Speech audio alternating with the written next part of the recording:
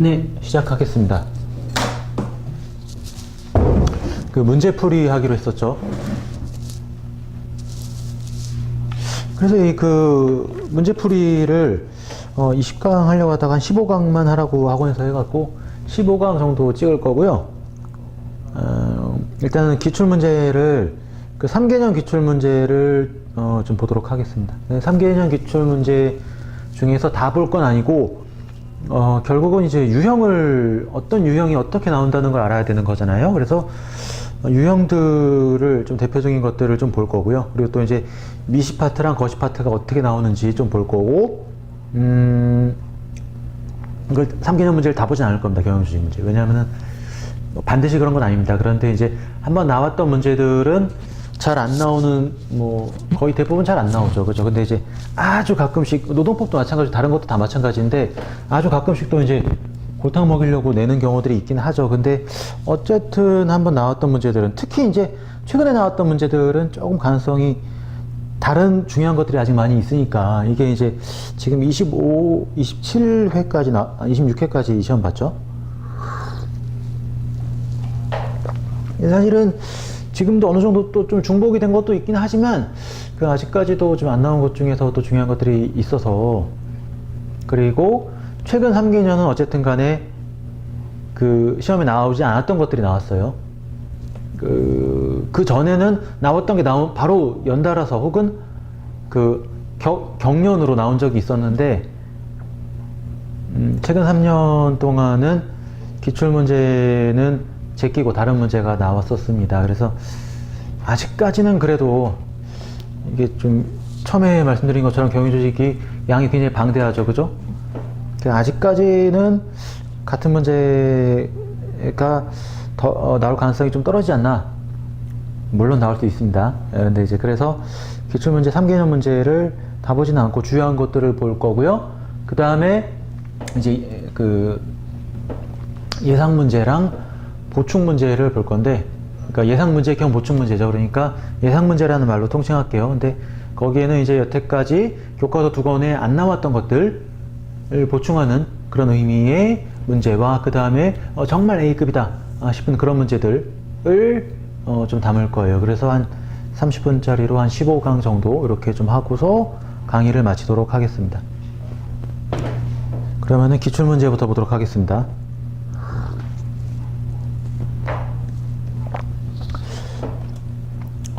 이 자료는 제가 업로드 해놓을 테니까 여러분들 이게 출력받아서 볼 수 있게끔 그렇게 해놓도록 할게요. 일단은 기출문제 1번. 2015년 문제입니다. 그 24회 1번 문제였습니다, 당시. 예. 그리고 또, 그 작년을 제외하고는 한 최근 5년 동안 좀 일관되게 50점짜리가 한지 하나 있고, 문제를 좀 설명을 좀 해드릴게요. 예.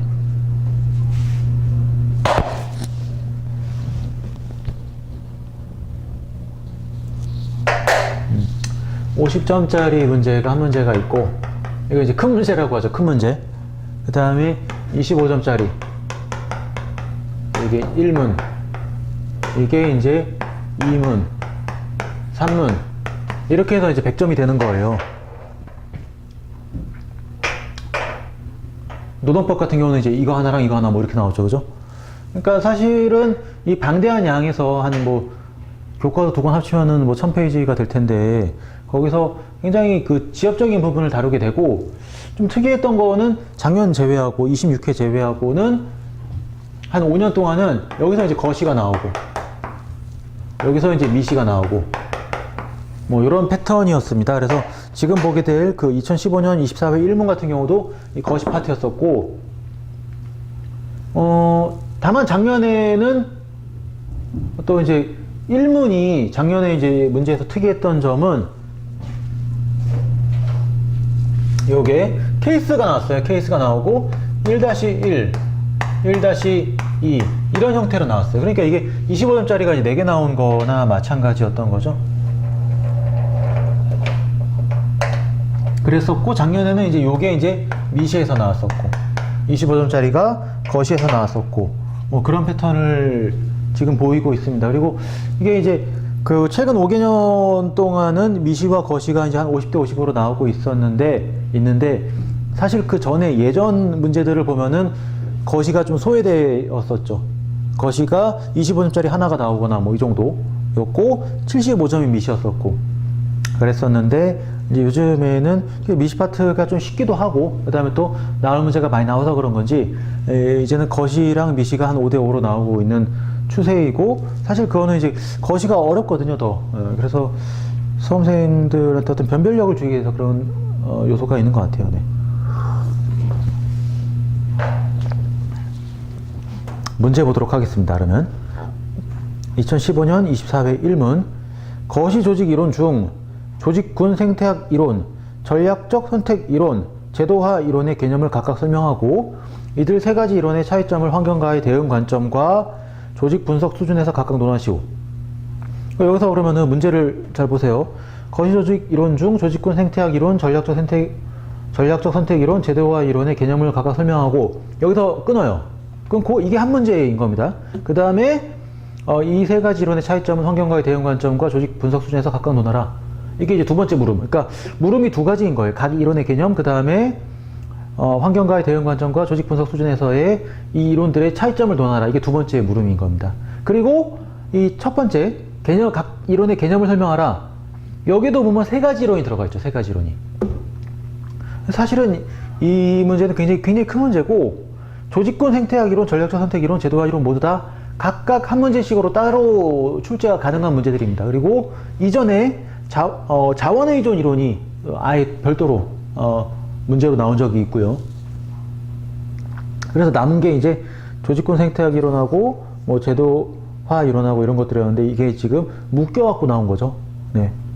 그래서 사실은 25점짜리 3개의 분량이 다 들어갈 수는 없고 그러니까 여기서 지금 전략적 선택 이론, 조직군 생태학 이론, 제도화 이론의 개념만 넣는 거죠. 개념만. 그죠? 그래서 이제 이 개념만 압축해갖고 하나의 물음에 대해서 답을 써주고 뭡니까? 개념 설명해 주는 거. 그 다음에 이 세 이론의 차이점 설명하는 거. 이렇게. 그래서 이 당시에는 사실 이 문제가 나오기 전해인가 전전해인가 그때 자원의존 이론이 나왔었기 때문에 자원의존 이론 외에 조직군 생태학 이론하고 전략적 선택 이론은 또 좀 다른 범주로 빼고 제도화 이론하고 그다음 네트워크 이론 뭐 이 정도 이론들이 전략적 선택 이론은 원래 이제 A급이었었고 그다음에 자원의존 이론 외에 나머지 이론들 요것들이 A급으로 사실은 예측이 되었었죠. 네. 그래서 뭐 이 조직군 생태학 이론부터 한번 복습한다는 의미로 한번 더 살펴보도록 하겠습니다. 조직군 생태학 이론이란 하나의 유기체로서의 조직과 그 조직이 생존을 위해 의존하는 환경이 지속적으로 상호작용하는 과정에서 생태학의 주요 개념인 세 단계 있죠, 그죠? 변이, 선택, 보존. 이 세 단계로 생성 및 생성과 그 존재, 사멸 이유를 설명하는 이론이다. 그렇죠. 이 이론은 기본적으로 저번에 수업 때 했던 거 용불용설의 관점을 취하는 라마르키안의 입장이 아니라 자연선택론의 관점을 취하고 있는 다윈이즘 입장에서 출발한 것이다. 그리고 생태학 이론을 조직론 차원에서 발전시킨 이론이다. 조직군 생태학 관점은 조직 개체군 안에서의 조직적 다양성과 적응의 문제에 초점을 맞춰 어떤 조직이 출현하고 어떤 조직은 사멸하는지 설명한다. 이 이론의 실제적으로 의미하는 것은 대규모 기성 조직들은 구조적 관성에 의해 급격한 환경 변화에 적응하기 어렵다는 거다. 여기가 이제 포인트죠, 그죠? 구조적 관성이라는 키워드를 알아두시고, 그죠? 강조했었죠. 이것 때문에, 관성 때문에 환경 변화에 적응하기 어렵다. 그리고 환경 변화에 따라 갖고 새로운 조직 형태가 출현해서 그게 뭡니까? 변이죠? 그 다음에 적소를 발견해서 어떻게 되는 겁니까? 선택이 되는 거고, 그 다음에 보존된다. 그래서 뭡니까? 기존 기업들을 대체해 나간다. 이런 거죠. 그리고 제가 지금 정리한 거에는 이 주요한 내용들은 다 들어가 있긴 한데 이 부분 조직 군 생태학 차원이다. 이런 것도 추가해 줄 수 있는 거죠. 그죠? 군 차원이다. 조직 군 생태학 차원이 아니라 군 차원이다. 그러니까 이 한 개별 기업을 다루는 게 아니라 조직 군을 분석 대상으로 하고 있다.